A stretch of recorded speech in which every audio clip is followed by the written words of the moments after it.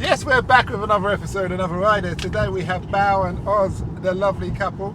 They don't look that old, to be honest, and they've been married for 17 years. They've got two lovely children, and we're going to hear all about what makes a successful marriage. So if you're interested in marriage or you're on the verge of divorce, you might want to listen to this episode before you make any drastic decisions. But before we do that, do not forget to like, subscribe and follow and share amongst your friends.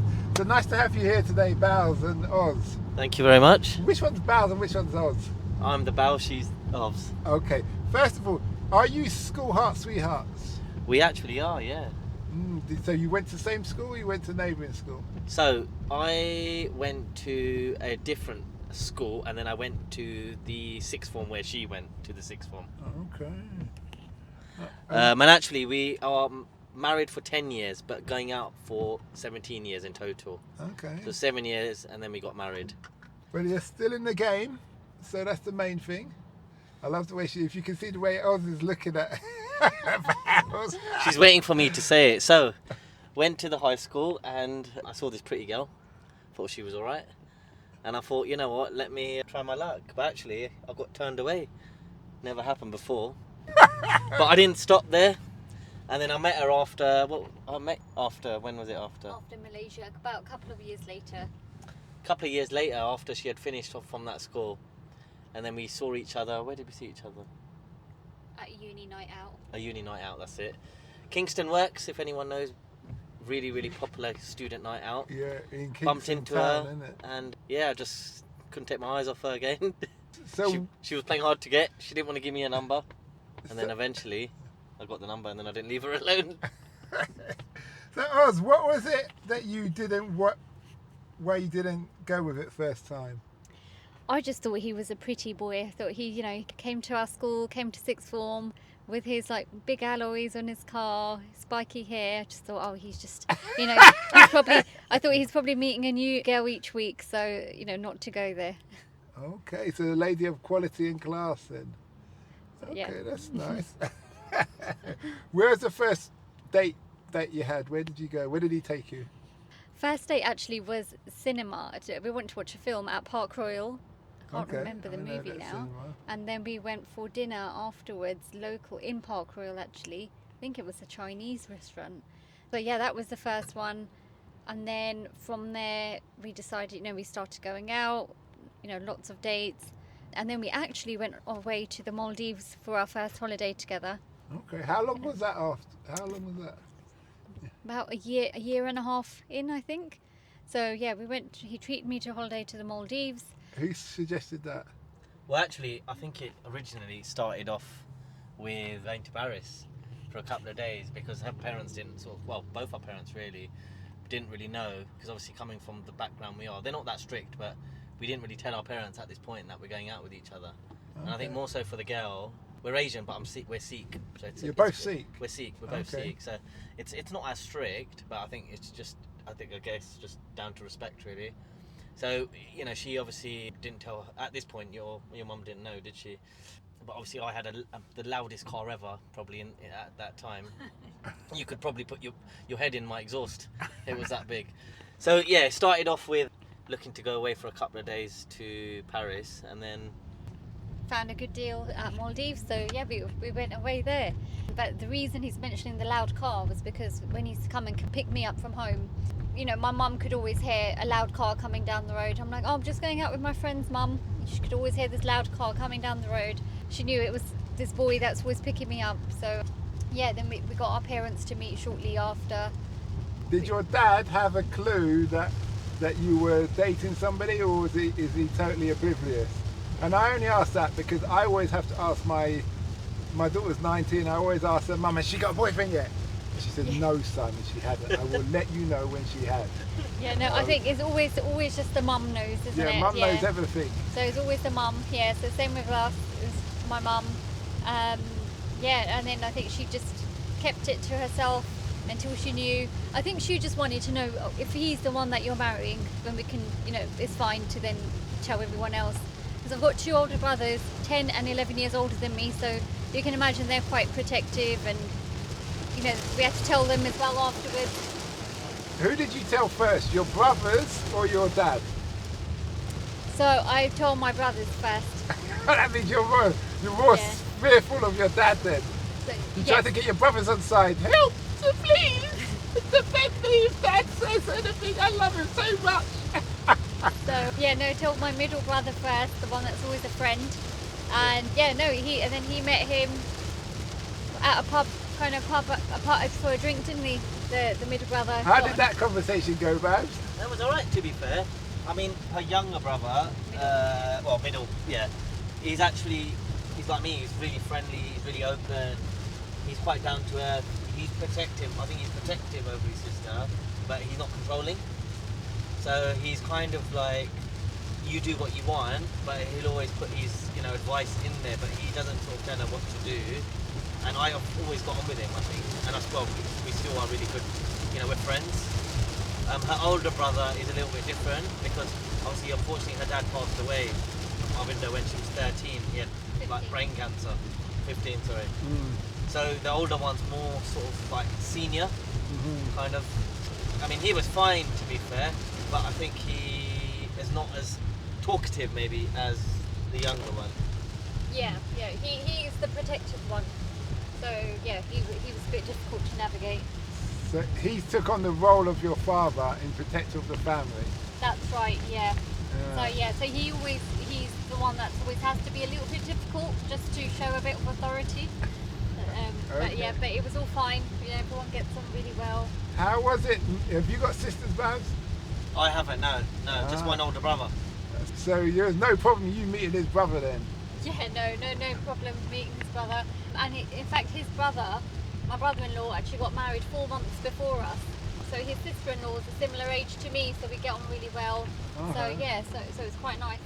Quite nice for my in-laws to have, both their sons getting married in the same year.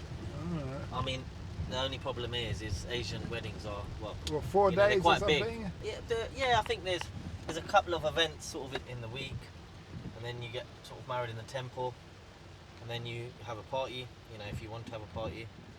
But that's like very, very expensive. I think when we got married it was expensive, but now it's just a joke. And you think after COVID people would calm down, but actually the weddings have got even more, people are spending, Yeah. Okay. Yeah, but no, yeah, and then when we kind of, after about 3 years of being married, we had our first daughter.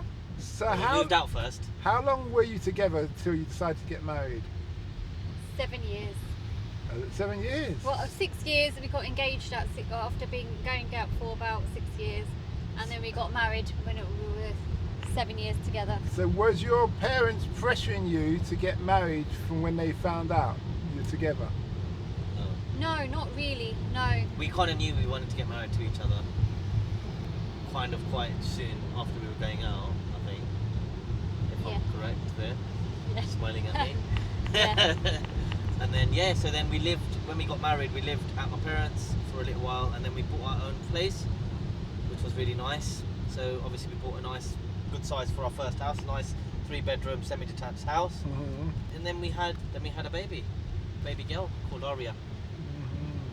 So we've enjoyed life before having kids, I'd say, together as a couple, and we still try and do things together, not just like the holiday, but we always try and do like a date night. That like once a week? No, not once a week, because we don't like leaving the kids, because we are quite attached to the kids, and the kids are very close to us. So we do it sort of, how often do you think? Probably about once a month. Yeah, once a month we try and do something together, and that could just be going, to the movies, or just having time alone. I think you have to have time alone. It's really, really important, and I think a lot of couples, when they have kids, they let kids overtake their life. But you gotta sort of, enjoy your own time together as well, because otherwise you just don't get time to talk. There's some days where we get time to talk when we're sort of, once the kids have gone to bed, and then you're just too tired, you just want to sleep. But that's not what life's all about. You've got to enjoy your life. Every day is very important. Talking about being tired, do you two go to the gym? I go regularly, and I would. Do you go together? We don't go together. I think it's the timing. So one of us would always be with the kids. Okay. Because for us to have sort of childcare, we have to either drop, or someone would have to come to our house. So it's inconvenient. Yeah. If we're just going to the gym, Yeah, you want. But she goes to the gym probably 3 times a week. Yeah, we used to go to the gym together when we were dating before we got married. Yeah. When we were now- dating, actually, we did everything together. So that was, we used to go to work together. We used to go to the gym together. She used to eat her breakfast in my car. So you really bonded then. So we kind of used to do everything together. Into the fact that, I used to live in Hayes, and obviously she lived in Cranford. And I used to, at one point I was working in Westfield. Actually, I'll give you an example of Westfield. I used to work in Westfield, and she used to work in London Bridge. But I used to drive, pick her up from home, drive to Westfield, park the car in Westfield. She'd come with me, drop me to work, and then open my store up, check it all out, and then I'd walk her to the station, and then she'd get on a train, and then we'd do the same on the way home. She'll come and meet me in Westfield. We'd probably chill in Westfield for a bit, and then she'll go home. And we did that pretty much every day, Monday to Friday. Has there ever been a moment in your life where you thought, maybe I got married too early? No, I don't think so. No, and I think it's because we waited those 7 years. So I think when we got married, I was 20. I just turned 27, and Belle was 28 at the time. So yeah, I feel like we had those 7 years. So I got to carry on studying after uni, and make my career. We still got to go on holidays with our friends. We still try and see our friends separately a lot as well. So yeah, I think because of that reason, we've never thought that we got married too early. Every couple has arguments. How do you resolve an argument? I'll let you answer. I love the way you two look at each other. No, I think for me, I just don't talk, and it's probably The worst thing. the worst thing. Yeah, there's some days that we don't speak for 2 days, and then That's when it's a really big one, though. yeah. But it's over probably something really silly. And then we do talk about it, don't we? I think. Yeah, sometimes. I just wait. I just carry on getting on with my day and the kids. Well, I guess if we've had an argument, he knows when I'm quiet, I'm just annoyed. I'll just carry on, sort the kids out, carry on with my day, and then he'll come over and he'll talk to me first. Because I know that if I go and try and talk to him first, he's still going to be in a mood. So if I just leave it, then I know he'll come and apologise to me at some point. Because I'm always right. You know what the beauty of that is? What you're telling me, you understand the dynamics of your household. Oh yeah, 100%. She really understands. You're just being accommodating. Yeah, I do admit that. She knows that. Even the holiday we went to, I literally, the amount actually coming back now. We haven't actually spoken about this, but the amount of stuff we did on holiday within 3 days, and the amount of booking that was, and the planning, and the time that was taken into making sure this holiday was perfect was spot on. And it wasn't easy, I'm guessing, to do that because it was all down to me. I did all the it definitely bookings. was. It's all down to me. Okay. Well, I didn't do nothing, to be fair. I just changed the money at the airport. And he just turned up. Just turned up, yeah. So it's credit to you. She's good like that. Well done. So, some people have a rule: you never go to bed mad. But based on what you're saying, it's okay to go to bed mad. You just need to know how to navigate your partner. Would that be right? I think it is fine to go to bed mad and I should change that. I don't go to bed mad because then I'm not actually angry. I'm still at peace with myself. I'm still happy. I run through my head and I know what I've done right or what I haven't. If I've got a little bit of doubt and I think I was wrong, I wouldn't go to bed. I would then say, I'm sorry that I've done this wrong, or I would talk about it. But where if I think it's clearly that I didn't do anything wrong and I'm calm, I'll go to bed fine and happy. It doesn't play on my mind, and it just gives him a chance to realise what he did wrong and speak to me either before bed or in the first thing in the morning. Now, there's a Jewish professor who said once it's better for two people of two different religions to be married than it is of two people of the same religion, same culture, to be married who have different core values. Would you say that you have the same core values? And what I mean by that is let's say you're Sikh, so you may send your children, would it be to the temple? Yeah, and certain things have to be done a certain way and those kind of things. Yeah, but I think we both got the same core values. So our parents are very similar with, with religion and culture, things that they've kind of seen growing up. So they have rubbed off on both of us. I would say that I kind of pay attention to it a little bit more, whereas with you, Val, he's a bit more relaxed and a bit more laid back. So he does still sometimes say, even though we're from the same kind of core values, if I say, let's do this for the kids, or let's take them to a Sikh temple, first thing in the morning on their birthday, he won't disagree, but it's not something he would suggest to do. He'll come along, we'll do it because it's what we've kind of grown up with from both our parents, but it's not something he'd object, but not something he'd strongly believe we should do. Are you both religious in a sense, or do you just do the cultural practices? We don't do anything religious. We're not religious. I think we go to the temple, sometimes just to pay our respects. I wouldn't say we're religious, but we respect our religion, I'd say, more so. But I think for me, and I suppose the same for you, we respect all religions. I think religion's just, for me, sometimes I think you can never get into a real conversation with someone with a different religion, because everyone has such strong different beliefs, and Do you think so? I mean, look, my dad's sister, she was Sikh, she converted into Christianity. My dad's younger brother, his wife turned into Jehovah's Witness.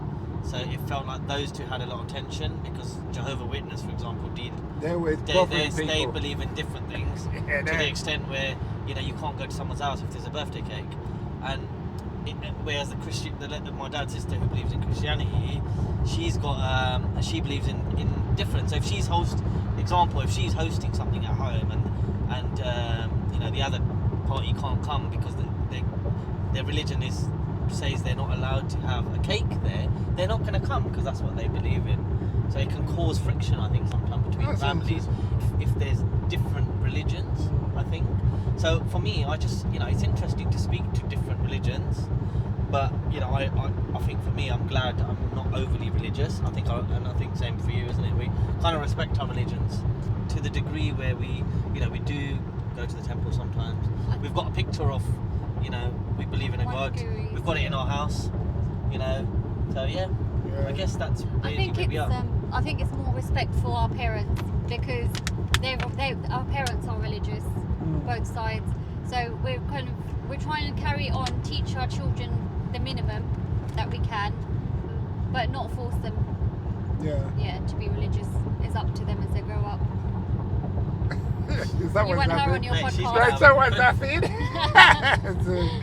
Okay, what have you learnt about marriage that you wish you knew when you had started? Me, honestly saying, I haven't. I think marriage is great.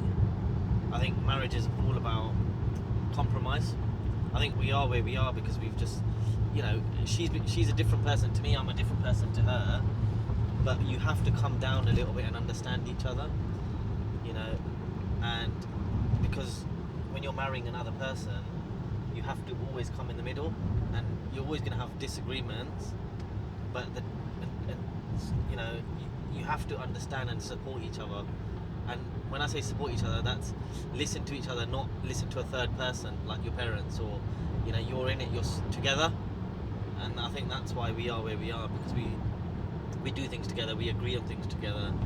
Whether we dislike certain things, we'll then talk it out and understand why it's a no or a yes. Mm-hmm. But you definitely have to compromise, because there's a lot of things I want to do and sometimes she'll say no, and there's a lot of things she'll want to do. Like sometimes in the evening I want to have dinner, but I want meat, but she's like, no, we need to have veggie once a week. So it's little things. It's little. The reason I'm saying that, because it's little things, but it's not an argument, but it's just you have to agree sometimes.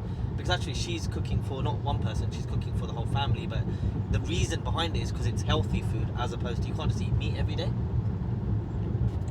So okay, I eat meat every day, every meal. I think you do as well. I do every meal. I'm a carnivore. I call me a big egg. Yeah. Just have an avocado on the side. But yeah, I think definitely it's all compromise with everything you do, from the time you wake up to the time you sleep to the time you're thinking. You can't just think, I'm going to do this and that's it. You have to ask, And I think asking is important. Like when we do stuff, we ask each other. You know, just normal stuff really. I think it's just being polite. You know, to ask like, do you want to do this? Yeah. Well, I think it's just polite. Like if I know Belle's at home with the kids on a Friday evening and my friends want to meet for a dinner, I won't just say, oh, I'll meet my friends for a dinner on Friday. I'll just be like, oh, are you okay for me to meet my friends on Friday? Will you be fine with the kids at home? And most of it, you know what the answer's going to be. I just think it's polite. It makes the other feel like, oh, they're being included on your decision, because there's kids involved. You can't just say, oh, I'm going out on a Friday, you look after them, you know.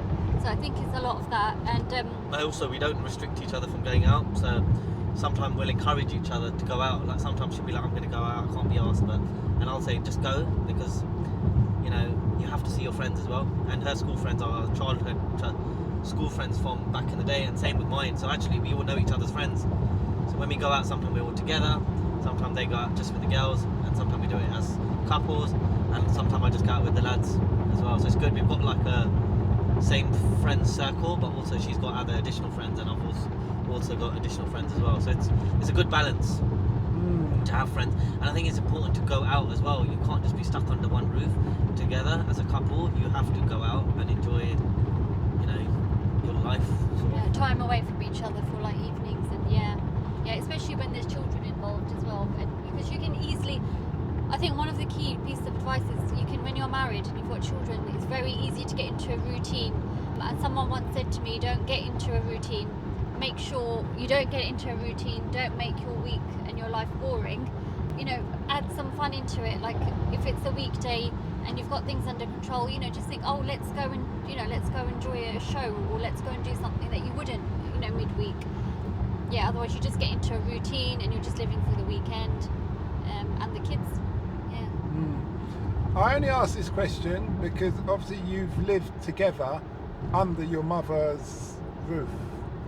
How is that dynamics of not allowing whether your parents to be too involved in your upbringing of your children?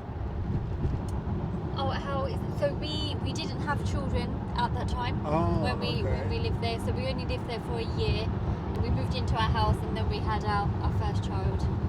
Okay. Yeah. So but now we do, and that's why when we are going out, you know, as a couple, we do need to sort out like either my mum coming over or my mother-in-law, or we're dropping them over to my mother and father-in-law's house for childcare. So they're involved to an extent. I guess it works when it works for us. Okay. When it comes, obviously you're Sikhs, so I assume you don't celebrate Christmas. We do. Okay. But Don't ask why, but we do. no way. If it's an excuse for a holiday, a family get together, it's all good, really, isn't it? Well, I was going to ask, because I noticed with my uncles and his wife, I don't understand.